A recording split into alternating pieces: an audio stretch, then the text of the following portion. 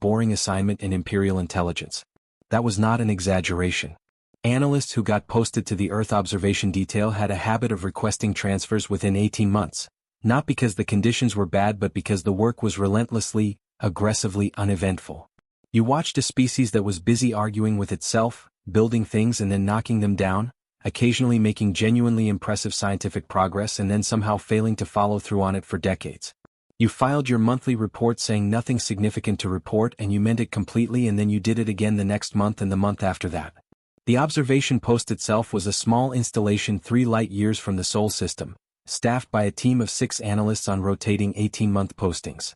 It had good equipment, a reasonable food supply, a common room with a view of open space that was genuinely beautiful in an empty sort of way, and the specific quiet desperation of a workplace where nothing important ever happened. The reports that came out of it for 38 years were models of professional consistency. Asterisk species remains confined to home planet and immediate orbital space. Technology development continuing at projected rate. No faster than light capability detected. No indication of awareness of Theran observation presence. Assessment unchanged, primitive, disorganized, no credible threat to Imperial interests.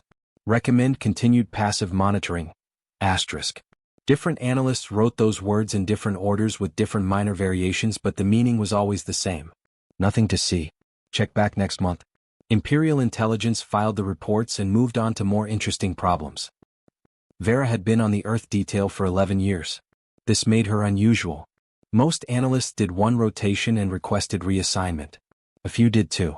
Vera had done 6 consecutive postings, turning down transfer opportunities each time, and by year 11 she had developed a reputation in the intelligence division as either the most dedicated analyst in the department or the one with the fewest other options, depending on who you asked.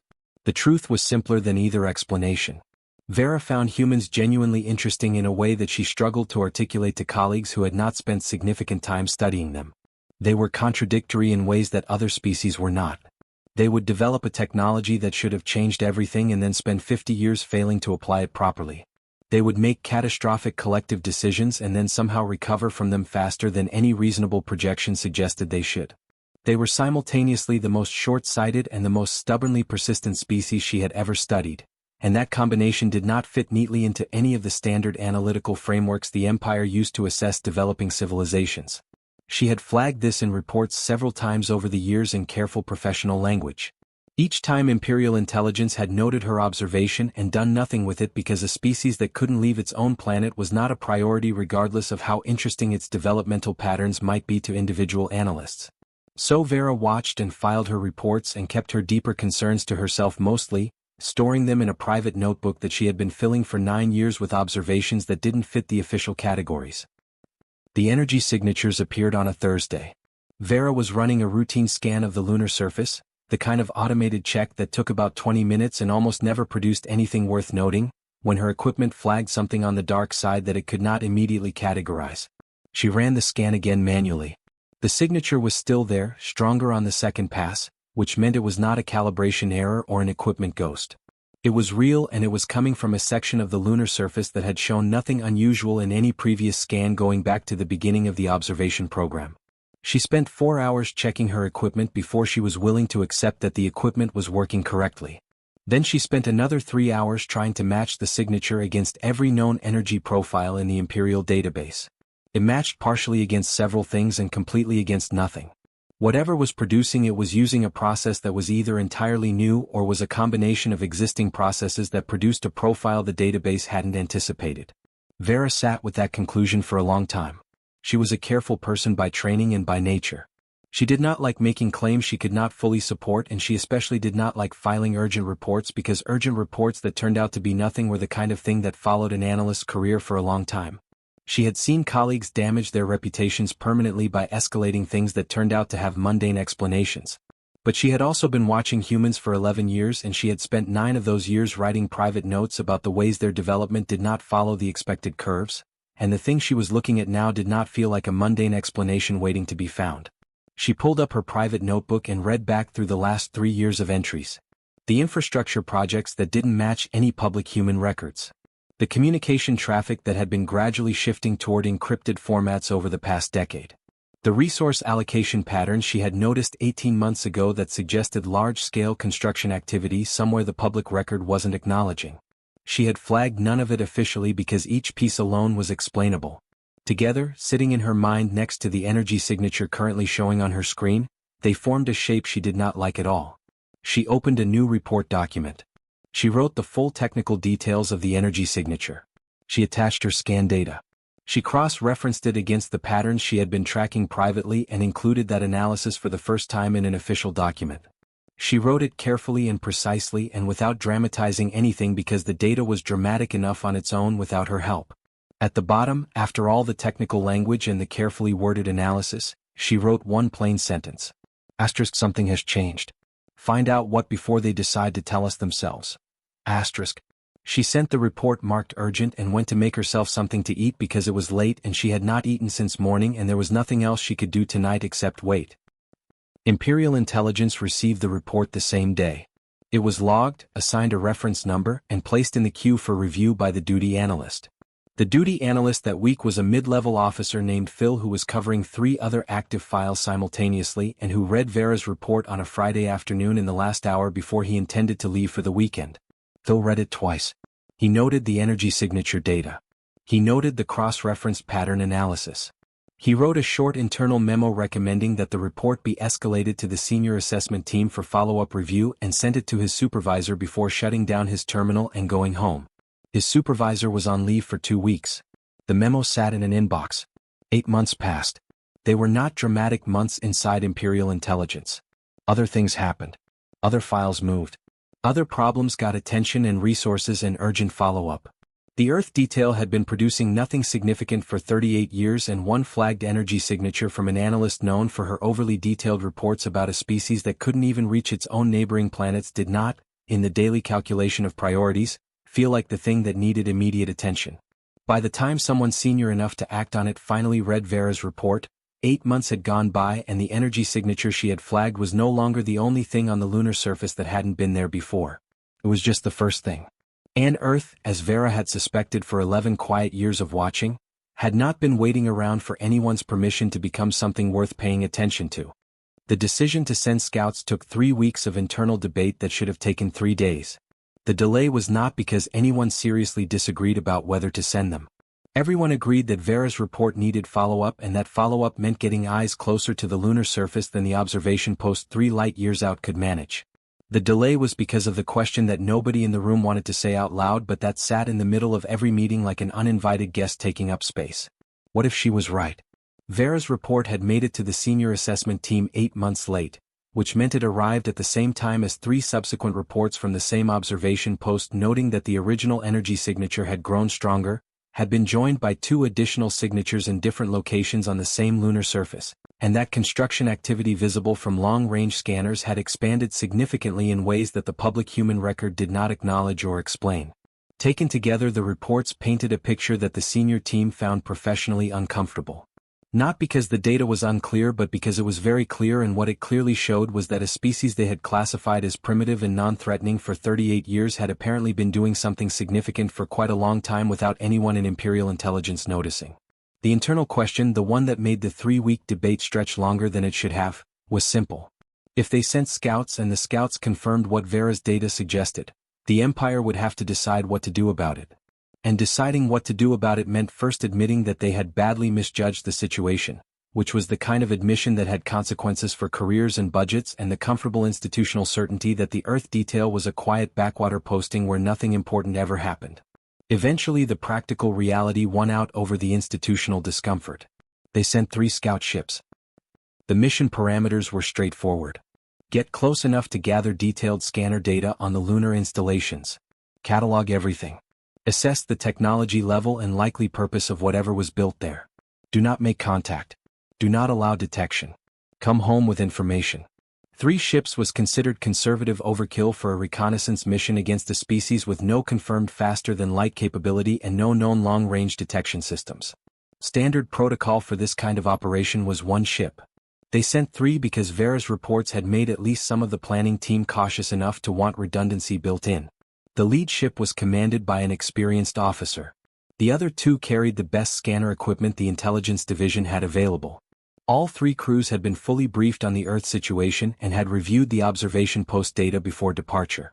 They went in quiet, running minimal power signatures, using the approach vector that the observation post had identified as having the lowest probability of intersecting with any human detection capability. Two ships came back. They returned within 6 hours of each other, which was within the expected window, and the crews were physically fine and the ships were undamaged, and from a purely logistical standpoint the mission had gone normally. The commanders filed their initial reports promptly, and the scanner data they brought back was comprehensive and detailed and exactly what had been requested. The third ship did not come back. It sent one transmission before going silent. 11 seconds of data, compressed and burst transmitted in the emergency format that ships used when they needed to get information home quickly and were not confident they would have another opportunity to send it. After that transmission the ship's signal disappeared completely. Not gradually. Not with the kind of degradation you got from equipment failure or a damaged transmitter. Just there and then not there, the way a light goes out when someone cuts the power. The search and recovery team sent to look for it found nothing. No debris. No signal. No indication that the ship had ever been in that area of space at all. Greg got the transmission data on a Tuesday morning. He was 29 years old and had been in the analysis division for 4 years, which was long enough to be competent and not quite long enough to have developed the particular kind of weariness that made experienced analysts stop being surprised by things. He was good at his job in the quiet, unshowy way of someone who paid close attention and trusted the numbers over the narrative. He was working through the morning data package, which was usually the least exciting part of his day, when the third ship's burst transmission came up in his queue. He almost moved past it. 11 seconds of emergency format scanner data from a reconnaissance mission that had otherwise returned clean was the kind of thing that could wait until the full debrief. He had 3 other files open. Something in the numbers made him stop. He couldn't have explained immediately what it was. Not a specific reading, not a single data point that was obviously wrong. Just a feeling that came from 4 years of looking at scanner data every day, the same feeling you got when a column of figures added up to a number that was technically possible but didn't feel right. His brain had caught something before his conscious attention had caught up to it. He ran the data again from the beginning. There it was. He ran it a third time to make sure he wasn't constructing something out of nothing, which was a trap that analysts fell into when they were tired or when they wanted to find something interesting. The numbers were the same the third time. He sat back in his chair and looked at the ceiling for about 30 seconds. Then he ran it a fourth time. Same numbers. Same conclusion. Same feeling in his chest that was not quite panic but was adjacent to it in a way he didn't like. He printed the reading, which he almost never did because everything was digital, but he wanted something physical in his hands for this. He walked down the hall to Ruth's office, which took about 90 seconds. And during those 90 seconds he tried to think of an alternative explanation for what the data showed and came up with nothing convincing. He opened Ruth's office door without knocking, which he also almost never did. She looked up from her screen. He put the printout in front of her without saying anything and stood back and waited. Ruth had been in Imperial Intelligence for 19 years. She had worked through budget crises and political upheavals and 2 major restructurings of the entire division. She had delivered bad news to senior officers and she had sat in rooms where genuinely dangerous things were being discussed, and she had maintained the professional composure that 19 years of this kind of work either builds in you or breaks you, and it had clearly built it in her. She was not a person who rattled easily. The people who worked for her knew this and considered it one of her most valuable qualities. She looked at the printout for a long time without speaking. Greg waited. He was good at waiting. "This can't be right," Ruth said. Her voice was even. Controlled.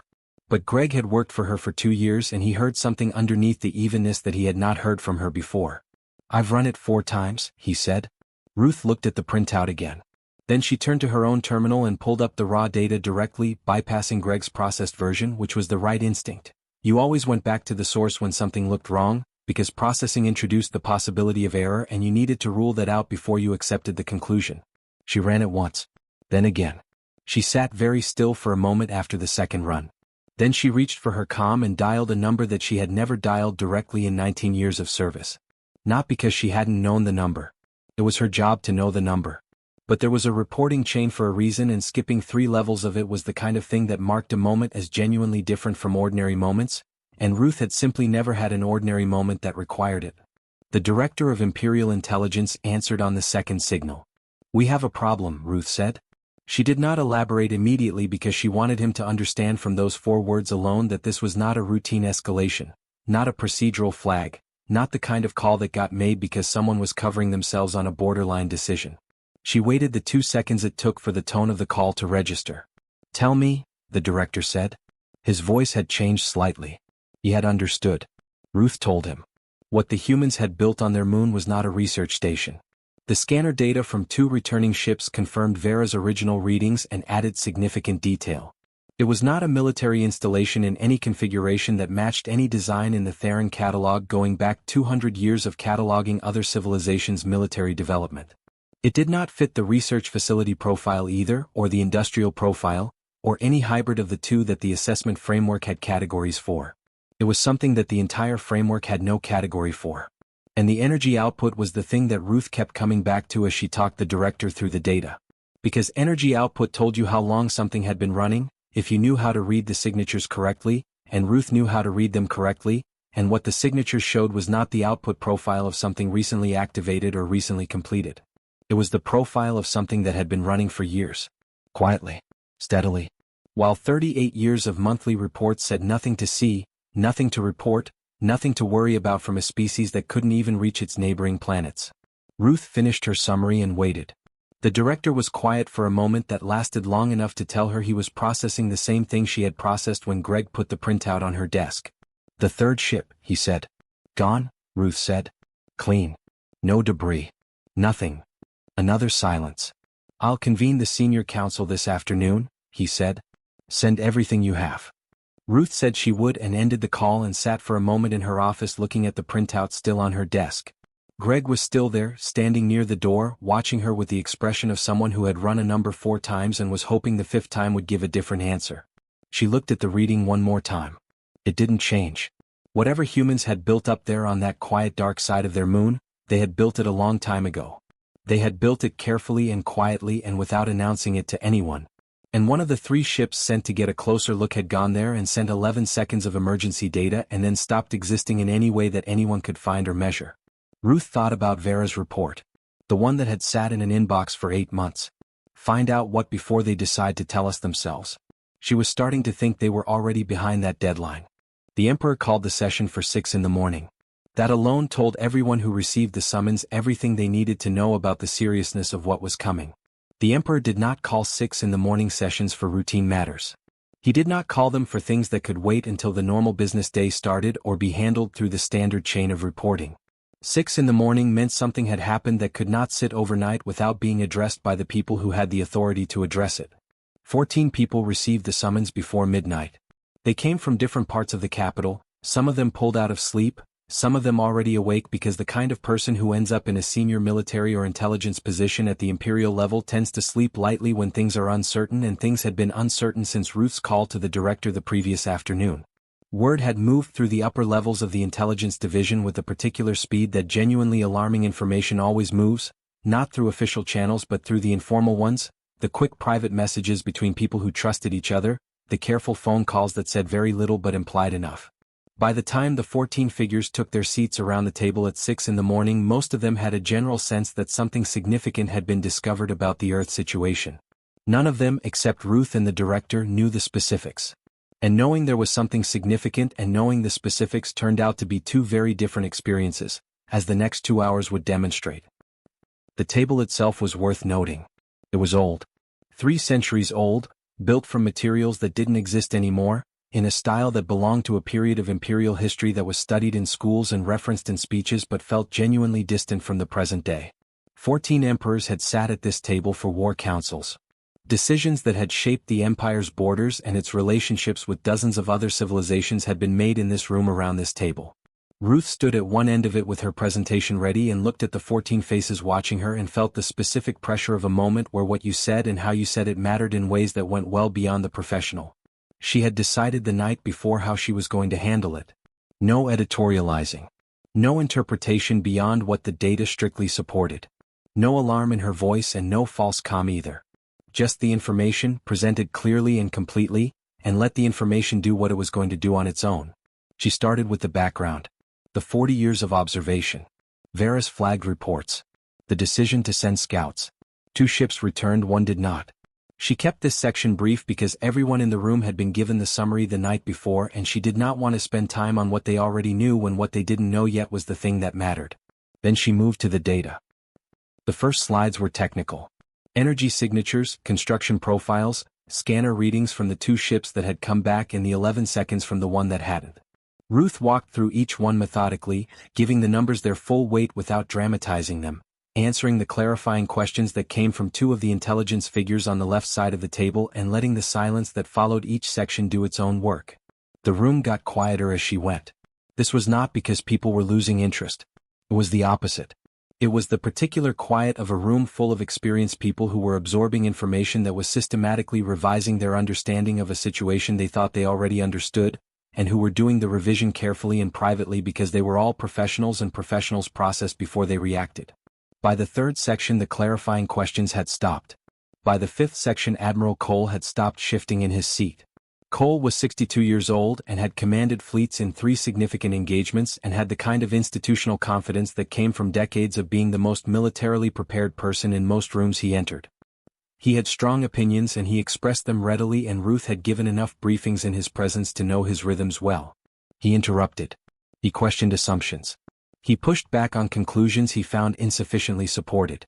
It was not personal and it was not obstructive. It was simply how he engaged with information, and it had, over many years, occasionally produced useful corrections to analysis that had been too cautious or too confident. He had interrupted every briefing Ruth had ever given him. He sat through this one with his hands flat on the table and said nothing. Ruth noticed this by the 4th slide. She filed it away and kept presenting because her job right now was to present and not to read the room, but she noticed it the way you notice when something that is always present is suddenly absent, the way you notice when a sound you have stopped consciously hearing stops completely. The last slide was the synthesis. Ruth had spent most of the previous night building it. Not the technical components, those were straightforward compilation, but the framing. How do you present a conclusion that your analytical framework was not designed to produce? How do you show the gap between what your models predicted and what the data shows without either understating the gap in a way that lets people minimize it or overstating it in a way that looks like panic?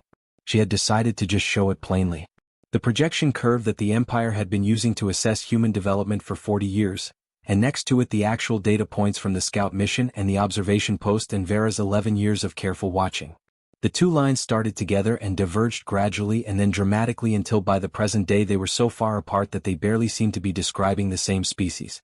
The gap between what the model said humans should be capable of and what they had apparently actually built was not a small miscalculation. It was not a rounding error or a data interpretation issue. It was the kind of gap that meant the fundamental assumptions underlying 40 years of assessment had been wrong in some important way that the Empire had not caught because it had not been looking for it. The room was very quiet when she reached the last slide. Ruth looked at it for a moment herself. She had looked at it many times in the past 12 hours, but it still had the quality of something that took a moment to fully accept each time. She looked up at the table. Questions, she said. 1 beat of silence. Cole spoke. Can they use it offensively, he said. His voice was level. Professional. It was the right question, the military question, the question that the most senior military figure in the room was supposed to ask, and he asked it in the correct tone for an emergency council briefing. But Ruth had heard Cole ask questions in dozens of briefings, and she heard something underneath this one that she had not heard from him before. He needed the answer to be no. Ruth looked at him steadily across the length of the old table. Admiral, she said, based on what we are looking at, they could use it to end this meeting. She had rehearsed that sentence. She had thought about softer ways to say it and had decided against all of them because softer ways would have allowed the room to negotiate with the conclusion, to find the hedge in the language and expand it into reasonable doubt. The conclusion did not have reasonable doubt available, and she was not going to pretend it did. Nobody moved. Not Cole. Not the director. Not the 3 intelligence figures who had been asking clarifying questions in the early slides and who were now sitting as still as everyone else. Not the 2 military advisors behind Cole who had been taking notes the whole session and whose pens had stopped moving at some point in the last 20 minutes. The Emperor looked at the last slide on the display. Then he looked around the table slowly, taking in each face in turn, the way leaders do when they need to take the temperature of a room before they speak. What he saw was the same expression on 14 different faces. Ruth watched him do it. She watched him move from face to face, and she watched the moment when he stopped and sat back slightly and understood what he was reading in the room. The Theran Empire had existed for a long time. It had fought wars and survived crises and absorbed challenges that had ended other civilizations. It had resources and military capacity and centuries of institutional knowledge about how to handle difficult situations. It was, by most meaningful measures, one of the most powerful political entities in this region of the galaxy. The 14 most senior figures of that empire were sitting around a 3-century-old table in the early morning, and they were all wearing the same expression, and the expression was not confidence, and it was not determination, and it was not the focused calculation of people preparing to respond to a challenge. It was something the emperor recognized because he had studied enough imperial history to know what it looked like, even though he had never expected to see it in this room in his lifetime. Genuine fear. Not the manageable fear of a known risk that could be planned around. The other kind. The kind that came from discovering that your map of the world had been wrong in a fundamental way and that the territory it failed to show accurately was right there, already built, already running, already capable of things your framework had no category for. The emperor sat with that understanding for a long moment. Then he looked at Ruth. "What do we do?" he said. And Ruth, who had spent the night preparing data and synthesis and presentation and had rehearsed the briefing 6 times, realized that she had not rehearsed an answer to that question. Because that question was not an analysis question. It was something else entirely. The emperor asked what they should do, and the room stayed quiet for long enough that it became its own kind of answer. These were not people who were normally short of opinions. 14 senior military and intelligence figures, collectively representing something like 4 centuries of professional experience, people who had spent their careers being paid specifically to have informed views on difficult situations and express those views clearly under pressure. In any other session around this table, the problem would have been managing the volume of competing perspectives, not filling the silence. The silence lasted nearly a full minute. Then Cole straightened in his chair and said what Cole always eventually said in rooms like this one, because Cole was a military man and military men moved toward action when sitting still became unbearable. "We hit it," he said. "The lunar installation. We hit it before they have the chance to use it. Preemptive strike, maximum force, remove the capability before we have to find out what the capability actually does." He said it with the flat professional confidence of someone proposing a thing they believed in, and around the table Ruth could see a few faces shift slightly in the direction of relief, the particular relief of someone who has been sitting with an uncomfortable problem and has just heard a solution proposed that sounds decisive and clean and like it might work. Ruth let Cole finish completely before she spoke. She had 4 sentences ready. She had prepared them the night before, not because she had known Cole would say exactly this, but because she had known someone would say something like this, and she wanted the response to be precise enough that it closed the door fully rather than leaving room for the idea to persist in a modified form. The first sentence was the scanner data on the installation's defensive profile, summarized in plain language. It was hardened in ways that suggested the humans had anticipated exactly this kind of response and had designed accordingly. The second sentence was the energy signature analysis. What the readings showed about what would happen to that stored energy if the installation's containment was disrupted by an external strike. The third sentence connected those 2 points to a conclusion that was not a military opinion but a physics statement. A strike would not destroy the installation. The installation would respond to the strike. What it would do after that response was the 4th sentence, and the 4th sentence was the one that made Cole's expression change. Ruth said all 4 sentences in the same even tone she had used for the entire briefing. She did not editorialize. She did not add emphasis. The emphasis was already in the information. When she finished, the room was quiet again, but differently this time. Not the stunned quiet of before. The specific quiet of people who have just heard the door they were hoping to use exit a bad situation swing shut and lock. Cole sat back. He did not argue with the 4 sentences because the 4 sentences were not arguable. They were what the data showed. You could disagree with an interpretation, but you could not disagree with a physics statement backed by scanner readings from 3 separate instruments on 2 different ships. He put his hands flat on the table again. "Then we watch," he said, but his voice had less conviction in it this time. It sounded more like a question wearing the clothes of a statement. Vera was sitting 7 seats down from Cole on the left side of the table. She had been brought in from the observation post specifically for this session, which had required a faster-than-light transit that she had been given approximately 4 hours' notice to prepare for. She had packed 1 bag and been on a transport ship before most of the capital knew the emergency session was happening. She was still wearing the practical clothing of someone who lived and worked on a deep space observation post rather than the formal attire that everyone else around the table was wearing, and she had been sitting quietly since the session began, listening and watching in the same careful way she had been watching humans for 11 years. When Cole suggested more observation, she responded before he had finished the sentence. Not rudely. Not loudly. Just promptly, with the particular firmness of someone who had thought about this specific question for a very long time and did not need additional time to formulate a view. We observed for 40 years, she said. We observed ourselves directly into this room and this problem. More observation is not going to improve our position. Cole looked at her. Analyst. Admiral, Vera said evenly. I have spent 11 years watching these people. I have filed reports that sat in inboxes for 8 months. I have flagged patterns that did not fit our models and been thanked and ignored. The observation program produced the crisis we are currently sitting in because observation is only useful if someone is doing something with what they observe. She paused one beat. We were not doing something with it. They were. The room absorbed that. Cole did not respond immediately, which was itself unusual. Ruth watched him process it and saw the moment when he accepted it, not with enthusiasm but with the intellectual honesty of someone who did not let ego override arithmetic when the arithmetic was clear enough. Then what? He said. Not to Vera specifically. To the table. The third option had been in the room the whole time. It had not been formally proposed yet because nobody particularly wanted to be the one to propose it. Formal diplomatic contact meant admitting several things simultaneously, that the observation program had failed, that the Empire's models had been wrong, that a species they had classified as primitive and non-threatening for nearly 4 decades had somehow developed capabilities that were making 14 senior Imperial figures sit in frightened silence at 6 in the morning. Proposing contact meant standing in front of all of that and saying the word that the Empire found most uncomfortable. Equals. Go to them as equals. Request a conversation. Stop operating from the assumption that the Theran Empire was the senior party in a relationship with a developing species and start operating from the assumption that they were two civilizations who needed to talk. Cole hated the idea in the visible way that he hated things, which was not loudly but with a particular stillness that people who knew him recognized. He hated it because his entire professional framework was built on the premise that the Empire managed its relationships with other civilizations from a position of clear superiority, and contact under these circumstances would be contact from a position that was, at minimum, unclear. At maximum it would be contact from a position that was something considerably less than superior, and Cole's framework had no comfortable place to put that. Vera said it was the only move left.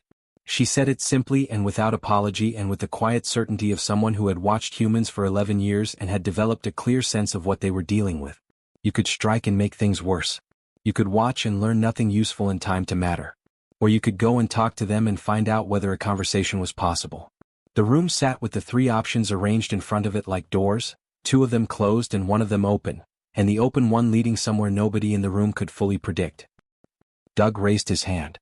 He was sitting at the far end of the table and he had been there since the session began, which was itself slightly unusual because Doug was 27 years old and 3 years into his career, and the far end of this particular table was not where junior intelligence officers normally sat. He had been placed there by the director, who had read Doug's private analysis of the human observation data 6 weeks ago and had made a note to himself and had acted on the note when the session was being assembled. Doug had not spoken once during the entire session. He had listened and he had watched and he had taken careful notes on a plain pad of paper in small neat handwriting. He raised his hand now with the specific hesitance of someone who understood exactly where they were sitting and what it meant to speak in this room, and who had decided to speak anyway because what they had to say mattered more than the discomfort of saying it. The Emperor looked at him. "Officer," the Emperor said. Doug put his pen down.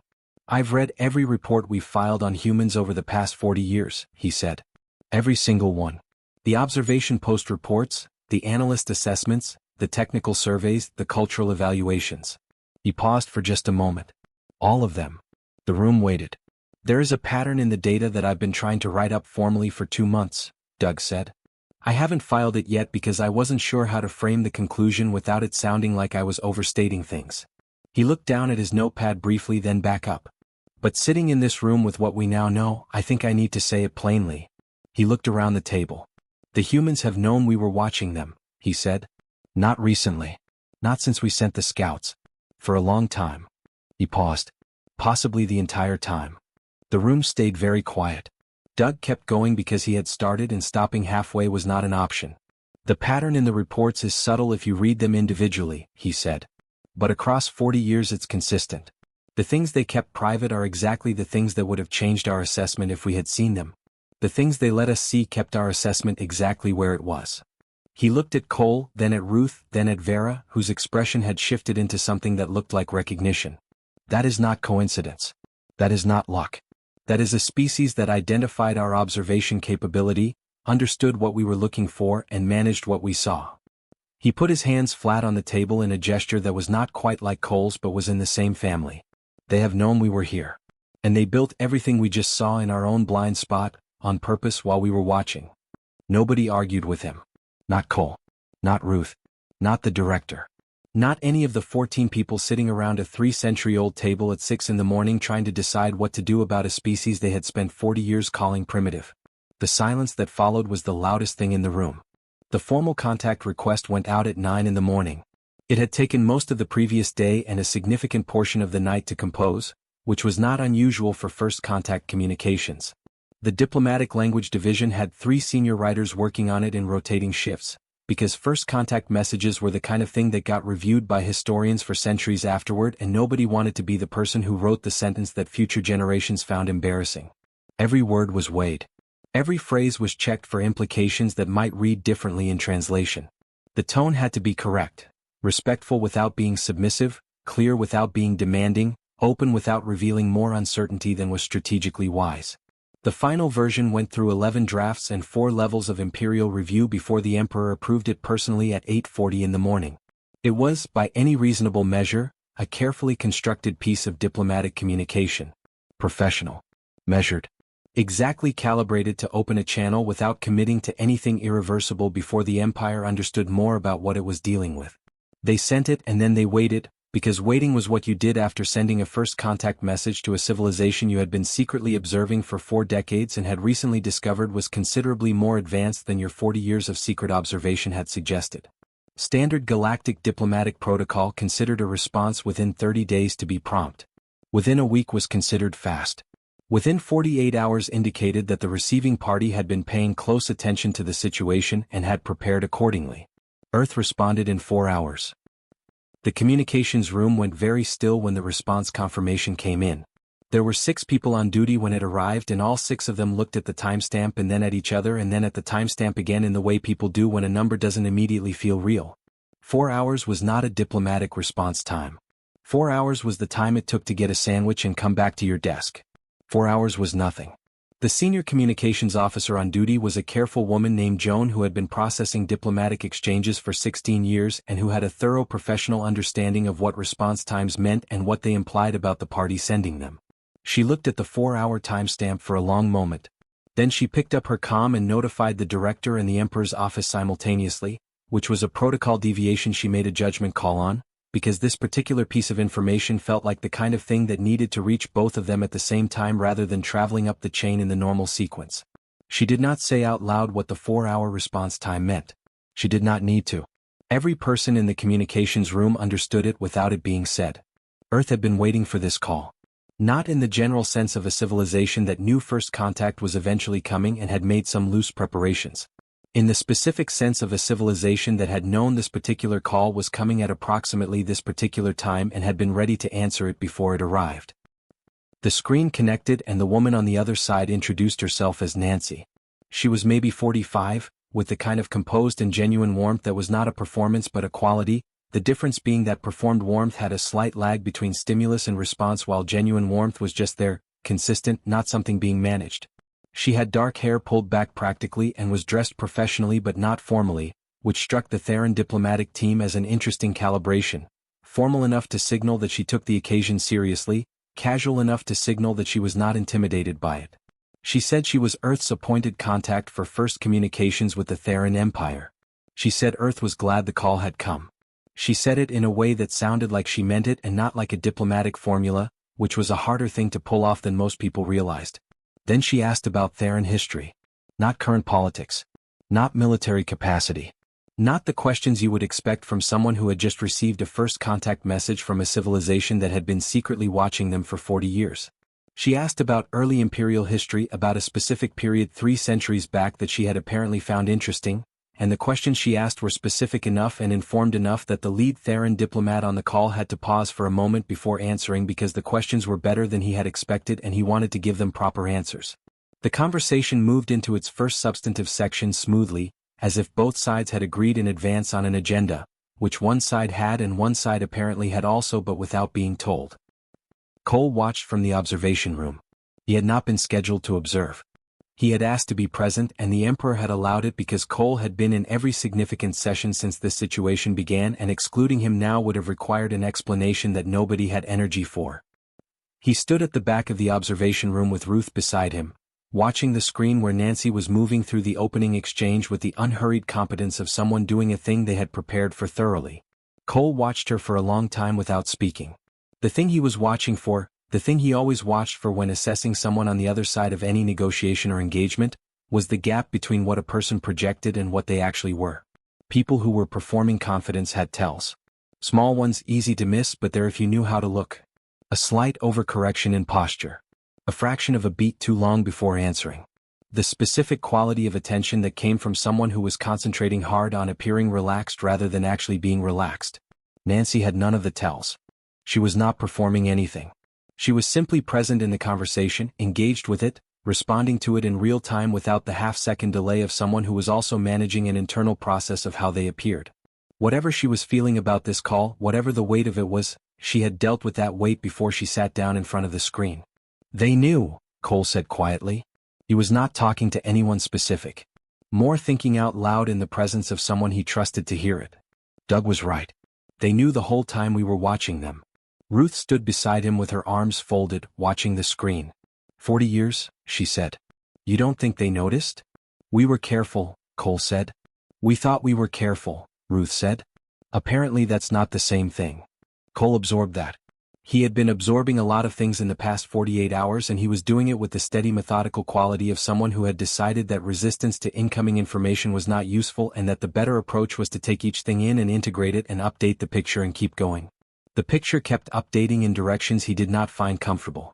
On screen, Nancy was transitioning smoothly from the historical discussion into the first practical agenda item, which was a proposed framework for communication protocols going forward.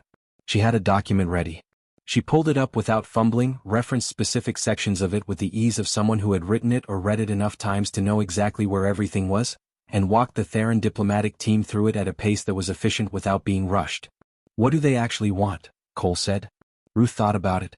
Not a quick answer, but a real one, the kind that took a moment because it deserved a moment. What she's saying, Ruth said. Trade. Respect. An actual relationship between two civilizations that treat each other honestly. She paused. They want to stop being the subject of a secret observation program run by people who thought they were primitive. They want to be at the table instead of being studied from a distance. She watched the screen. That's it. That's what they want. Cole looked at Nancy explaining the communication protocol document to a room full of Theron diplomats who were following along with the slightly careful attention of people who were keeping up but who had not expected the other side to have a document ready. Then why all of it? Cole said. The lunar installation. The 40 years of managing what we saw. The 4-hour response time. Why the demonstration at all if what they want is just a normal relationship? Ruth was quiet for a moment. Because normal relationships between civilizations don't start from the position of one side secretly watching the other and calling them primitive in their monthly reports, she said. They needed us to come to the table understanding who we were actually sitting across from. Not who we thought they were. Who they actually are. She picked up her notes from the table beside her. The demonstration wasn't a threat. It was an introduction. Cole looked at the screen. Nancy had finished walking through the document and was now listening to a question from the lead Theron diplomat with the full genuine attention of someone who was actually interested in what was being said. She nodded at something. She smiled, not the performed diplomatic smile but a real one, the kind that reached the eyes and meant something. And who are we sitting across from? Cole said. Ruth watched Nancy for a moment before answering. People who figured out they were being watched and decided the best response was to make sure whatever we saw told the story they wanted told, she said. People who spent 40 years building something significant in the one place our scanners consistently didn't focus on for long enough to matter. People who got a first contact message this morning and responded in 4 hours because they had been ready to respond for a long time and were just waiting for the message to arrive. She set her notes down. People who prepared for this conversation so thoroughly and so far in advance that they walked into it knowing more about us than we knew about them, after 40 years of us watching them and not the other way around. Cole said nothing. On screen the conversation continued. Warm. Professional. moving forward with the quiet momentum of something that had been prepared for carefully over a very long time by people who understood patience in the particular way that came from deciding what you wanted and then being willing to wait as long as it took to get there on the right terms. The Theron Empire had spent 40 years watching Earth. Earth had spent 40 years getting ready. And now they were talking, finally, as the two things they had actually always been, whatever the Theron monthly reports had said for 38 quiet years. Equals.